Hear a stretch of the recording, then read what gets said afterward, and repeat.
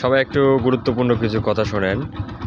যারা রাতে bike ride করেন এবং এই ভোটের আগে যারা বিভিন্ন জায়গা থেকে বিভিন্ন জায়গায় আসতেছেন ভোট দেওয়ার জন্য, তারা কিছু কথায় অবশ্যই মাথায় রাখবেন যে আসলে এখন অনেক ডাকাতি কিংবা অনেক কিছু ঘটনা ঘটতেছে। তো এখন রাতে যারা বাইক রাইড করেছেন তারা কিছু কথা মাথায় রাখবেন অবশ্যই। যেমন আপনারা যখন বাইক রাইড করবেন তখন যদি আপনার সাইডে কিংবা কোনো পার্শ্বে যদি কোনো মেয়ে আপনাকে হেল্প চায় এবং হাত উঠায় যে আমাকে একটু লিফট দেন, সেটা কখনোই করবেন না। আর দ্বিতীয়ত দেখেন রাস্তা দিয়ে হয়তো আপনি যাচ্ছেন কিন্তু সামনে হয়তো বা দেখলেন, আমি দেখাই, সামনে যদি দেখলেন যে এই জায়গায় একটা ফোন আপনার সামনে পড়ে আছে, তখনও আপনি একটা ফোন তুলে নিতে যাবেন না, কারণ এটাও একটা প্রতারণা হতে পারে।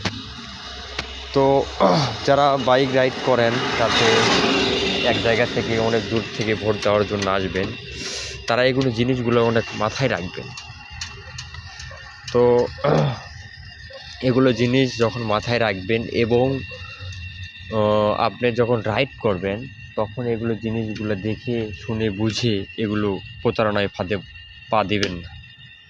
তো এটা আমি অনেক দিন হলে আমি আপনাদের মাঝে শেয়ার করব। আমি একটা মানে ভিডিওতে দেখছিলাম যে একটা ভাইয়া এরকমভাবে মানে প্রতারণার শিকার হয়েছিল। আমি যখন মেবি ইন্টার এক্সাম দেই, সেইটা 2021-এর দিকে, 21 সালের দিকে আমি মানে একটা প্রতারণার ভিডিও আমি যখন ফেসবুকে স্ক্রল করছিলাম তখন থেকে এই জিনিসটা আমি শেয়ার করবো আমার বন্ধুবান্ধবের মাঝে। তো এটা হয় না। তো এইগুলো জিনিসগুলা প্রতিনিয়তই কিন্তু ঘটে। তো আশা করি সবাই এই জিনিসগুলো, ছোটো ছোটো বিষয়গুলো মাথায় রাখবেন।